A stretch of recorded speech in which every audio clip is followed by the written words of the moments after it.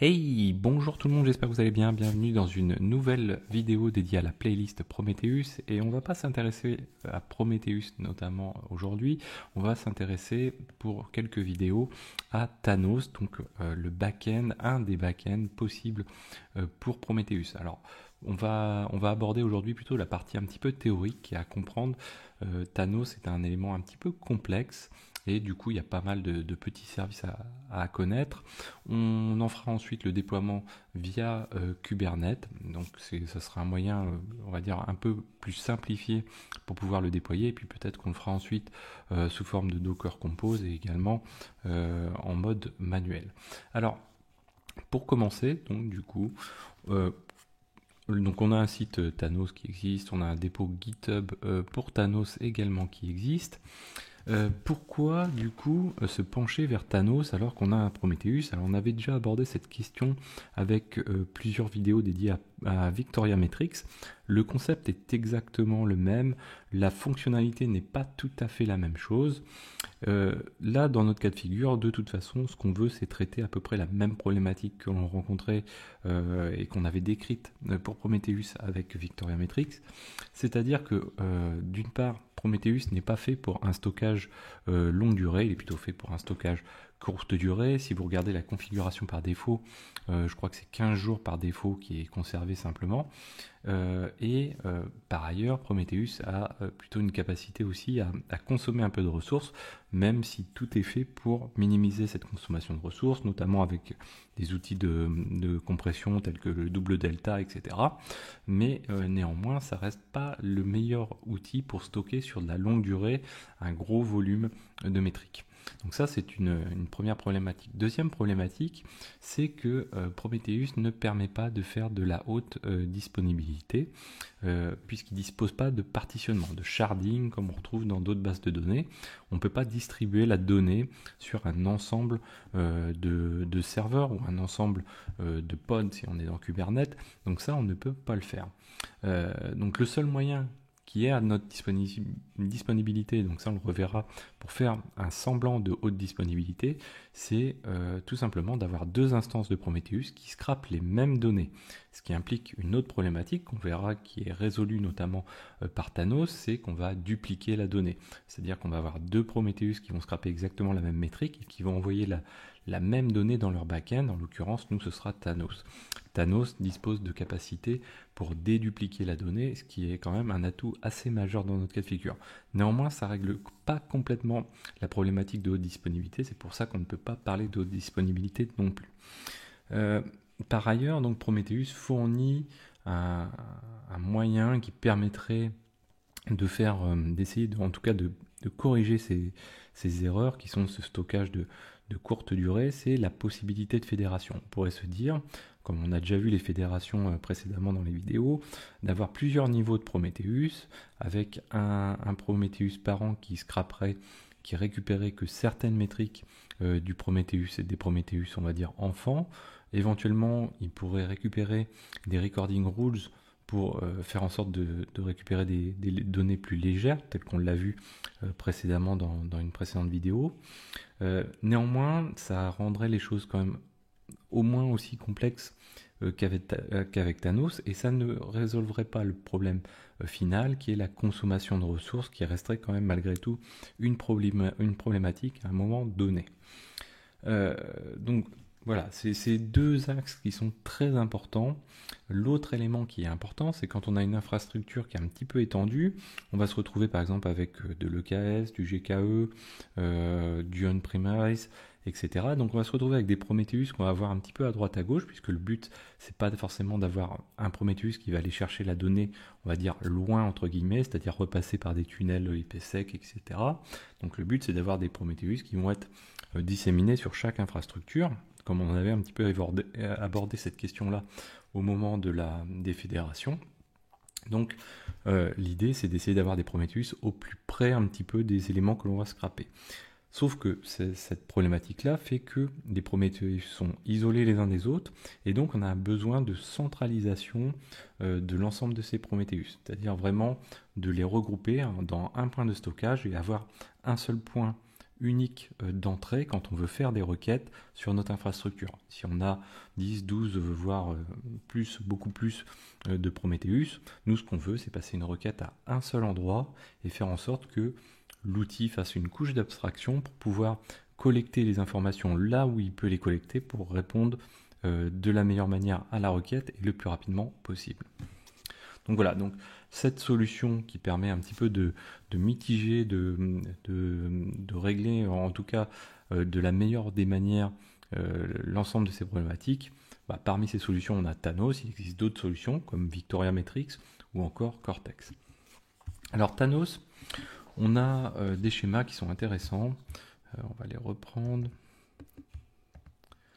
Voilà, donc on a deux schémas, il y en a un qui est plus complexe que l'autre, qui peut, dès le début, si vous voulez démarrer avec un schéma, éventuellement perdre pas mal les gens ou les décourager. On va se remettre un petit peu plus...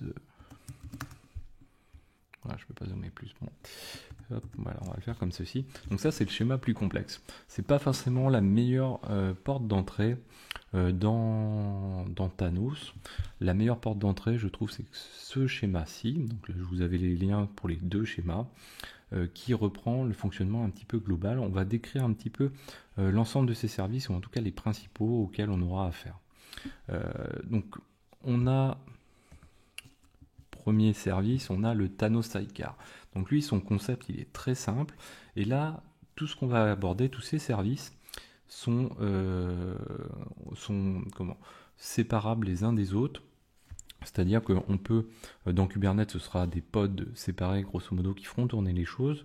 Mais si on le fait tourner en dehors, sur la machine physique, par exemple, ou sur des VM, etc., on pourra éventuellement isoler ces services, ou même les faire tourner sur une même machine. Il n'y a pas de souci, c'est vraiment scalable, etc. Donc le Thanos Sidecar, lui, il est très facile à comprendre. On le retrouve... donc ici, alors c'est cette petite case, donc même si c'est pas mentionné, c'est cette petite case à côté du Prometheus Server. Donc lui, il va servir à faire l'interface entre tout le bloc Thanos et les différents Prometheus. Donc chaque Prometheus va avoir à côté de lui un Thanos Sidecar.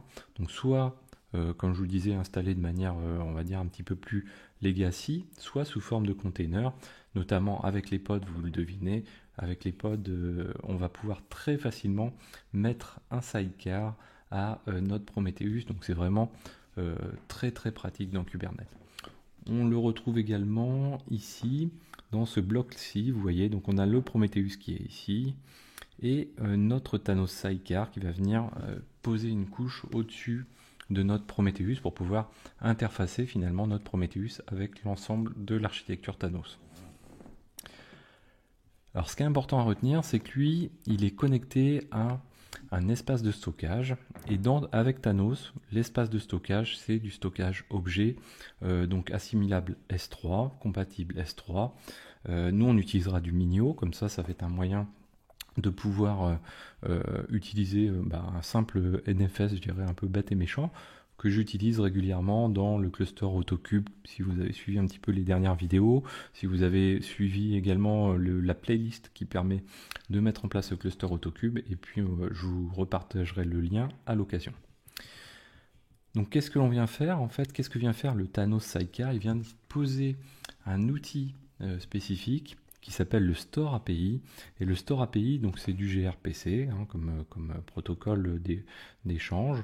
Et il va venir se mettre au-dessus du Prometheus pour pouvoir faire en sorte de communiquer avec le Prometheus et avoir une communication homogène avec le reste de l'ensemble de l'infrastructure Thanos. Il permet également donc l'échange entre le Prometheus et le querier, donc le Thanos Query. On verra un petit peu plus tard ce rôle de querier dans la vidéo.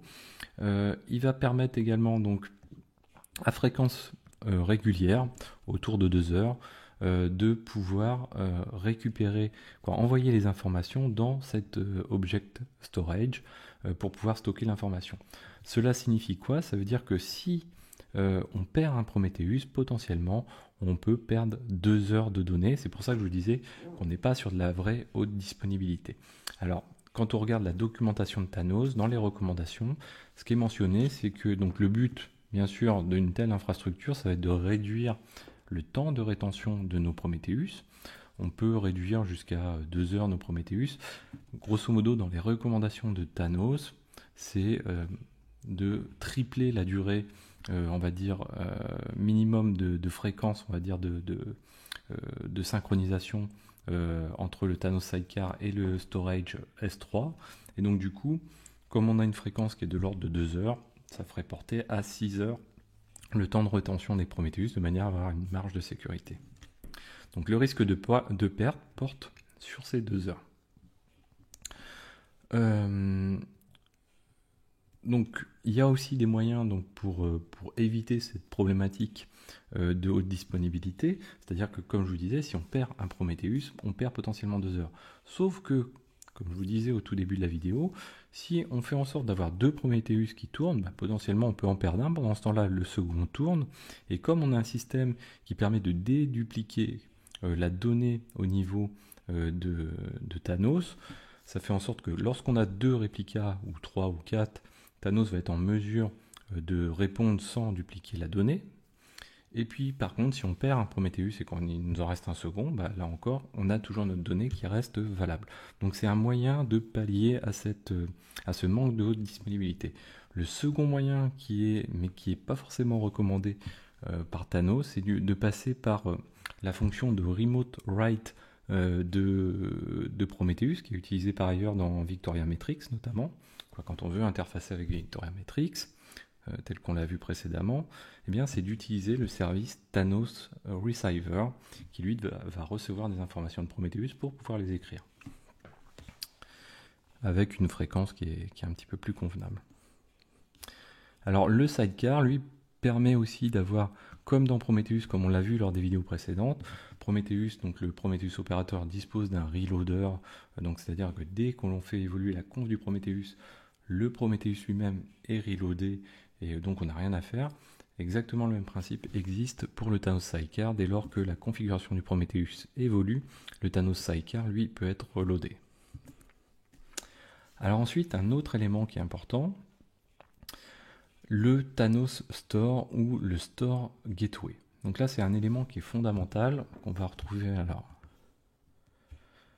sur le schéma simplifié. On retrouve ici, tout simplement, voilà, le store qui est là.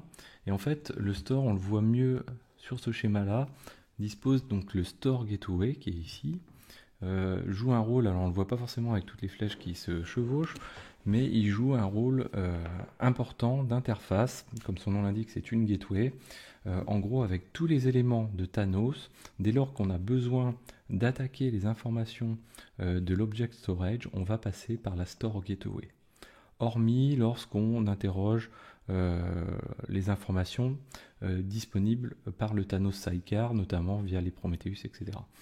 Mais sinon, tout le reste des informations se fait par la Store Gateway. Donc son rôle est très très central, et notamment le querier va venir l'interroger, le ruler va venir l'interroger, etc. Donc c'est un moyen finalement d'utiliser l'object storage via Thanos dans le cadre de son architecture. Et sinon, donc, ce Store Gateway va permettre également, au niveau du stockage S3, ici, donc l'Object Storage, d'éventuellement de réaliser un sharding par range de temps. Donc ça peut être quelque chose qui est possible à mettre en place. C'est un petit peu plus particulier, il y a des recommandations à suivre, etc. Un autre élément très important, le Thanos Compactor. Donc lui, c'est un service qui est à part, qu'on retrouve ici, le Thanos Compactor. Son but, c'est quoi? C'est de travailler, vous voyez, sur la rétention, sur le downsampling et sur la compaction. Donc la compaction, on le comprend bien, son but, le but de toute façon global du compactor, du Thanos Compactor, ça va être de compresser la donnée, de la réduire les ressources, notamment en termes de disque, par rapport à cette donnée pour notamment également faciliter son interrogation. Donc il retravaille les données qui sont en stockage objet et il va faire des resynchronisations, retravailler la donnée de manière à éventuellement sur des plages de temps diminuer la précision de la donnée. C'est-à-dire qu'on peut dire, au-delà de 30 jours, on stocke que la donnée sous un intervalle de temps de X, et puis pour un an, on va stocker sous sous un pas de temps plus important. Donc le but, c'est vraiment la diminution de la ressource consommée. Ensuite, on a le Thanos Ruler. Alors lui, c'est très simple à comprendre. On a vu lors des vidéos précédentes les recording rules, on a vu les alerting rules aussi précédemment. C'est exactement le même principe avec le Thanos Ruler. Son objectif, ça va être de disposer de seuils et d'appliquer ces seuils pour déclencher des triggers et bien sûr envoyer des alertes, notamment via un outil tel que Alert Manager. Alors, on a également donc le Thanos Query. Donc lui, il a un rôle aussi assez fondamental. Donc on le retrouve ici, on doit le retrouver ici, j'imagine. Donc le querier, voilà, on le retrouve ici. Donc lui, il va il va recevoir les requêtes en format PromQL. Donc ça, c'est plutôt un atout, c'est-à-dire que qu'on fasse du Prometheus, qu'on fasse du Thanos, on va se retrouver avec des requêtes PromQL. Vous verrez que l'interface de Thanos, c'est exactement la même interface que Prometheus globalement. Après, dans son menu, c'est différent. Bien sûr, les fonctionnalités sont différentes également, mais ça se ressemble vraiment étrangement. Et donc ce querier, lui, qu'est-ce qu'il va faire? Il va recevoir les requêtes en format PromQL et c'est lui qui va faire le dispatching pour dire ok, j'en envoie une partie directement sur les sidecars pour récupérer des informations de Prometheus, etc. J'en envoie d'autres parties sur le store, donc le Thanos Store ou l'API, la gateway, storage gateway, et donc éventuellement sur d'autres queriers également. Et donc du coup, je m'assure de collecter les informations là où elles sont, où c'est le plus facile de les récupérer, et je fais ensuite le travail d'agrégation pour retourner l'information à l'utilisateur, que ce soit sous forme d'interrogation via API ou directement via l'interface, via du PromQL par exemple. Donc les requêtes sont dispatchées, suivant différents stores, sidecars, etc., comme je vous le disais. Son rôle également, c'est de jouer la déduplication des métriques. Donc cette déduplication, ça va permettre, donc, comme je vous disais, si on a plusieurs réplicas, c'est les queriers qui va faire l'agrégation et qui va retourner une seule métrique, une seule valeur de la métrique en question si elle est dupliquée. Donc voilà, et on a un petit schéma qui est assez sympathique aussi, qui résume à peu près le fonctionnement. Donc voilà, le querier lui reçoit une requête en API, en PromQL, il fait un pré-filtre, il récupère ensuite, donc il dispatche via le Store API. Donc comme je vous disais, le Store API, c'est une fonctionnalité qui est présente dans beaucoup de services au niveau de Thanos. On va le retrouver donc sur ce schéma-là, on le voit bien. On le voit pour le Thanos Querier, on le voit également pour la Store Gateway, on le voit pour le Thanos Sidecar, pour le Ruler. On ne le voit pas pour le compactor par contre. Et donc c'est le Store API, c'est un petit élément dans chacun de ces services qui va permettre de se connecter en fait directement à la Store Gateway et de pouvoir échanger avec un langage, on va dire, un peu commun. Donc là, il va récupérer les informations et ensuite il va merger ces informations et faire de la déduplication. Donc le merge consistant à reprendre des informations de différentes sources et la déduplication d'éviter d'avoir des doublons de métriques. Donc on a également ensuite une autre couche qui elle n'est pas forcément nécessaire, c'est le Thanos Query Frontend. Donc lui il est aussi très intéressant, il va permettre lui de prendre les requêtes, donc lui il a un rôle de performance. Et pourquoi? Parce que donc il est juste au-dessus du querier. Donc le querier qu'on retrouve ici, il va se retrouver au-dessus, alors là ici on ne le voit pas, on devrait le voir ici, voilà on le retrouve ici. Et par exemple ici vous voyez un Grafana qui attaque le Thanos Query Frontend, et donc son intérêt ici ça va être de prendre les requêtes qui vont être plus complexes, de les splitter, de les éclater, et également de jouer un rôle de cache. Donc avec du même cached, il me semble. Et derrière, donc du coup, on va gagner en performance, c'est-à-dire que les données qu'on a déjà, on ne va pas les réinterroger. Et puis les requêtes qui vont être larges, complexes, on va les splitter de manière à pouvoir ensuite faire en sorte que le querier, lui, envoie ses requêtes plus simples aux différents éléments pour récupérer l'information, et récupère l'information et la fournit ensuite au query front-end. Donc voilà un petit peu le fonctionnement global. Là, on a vu les principaux services. C'est très très important d'être un petit peu au clair sur ces aspects-là. On verra dans les prochaines vidéos donc comment on va installer tout ça sur Kubernetes. Donc ça va être assez simple à utiliser. On ira dans, donc vous avez le lien dans la description de la vidéo, mais on ira utiliser donc notre, comme pour les vidéos précédentes, notre Vagrant file. Alors je ne sais pas si je le vois ici. Toc, toc. Voilà, dans Vagrant Stack ici. Donc si vous êtes dans le Xavki project de GitLab, vous allez dans AutoCube, et ici vous allez retrouver donc ce cluster cube. On va repartir sur un cluster cube épuré finalement, où on n'aura pas du tout de monitoring, et on va repartir un petit peu de zéro par rapport à ce qu'on a vu précédemment, et on verra que grâce à une Helm chart qui est assez globale, on pourra avoir donc joué la partie Prometheus Operator de manière assez complète, avoir également à côté, donc sur une autre charte, le déploiement de Thanos, et puis on fera aussi le déploiement de notre Minio pour avoir un stockage S3. Voilà, donc j'espère que cette vidéo vous a plu. N'hésitez pas à la partager, à mettre des pouces bleus, à commenter, et moi je vous dis à très bientôt sur Xavki.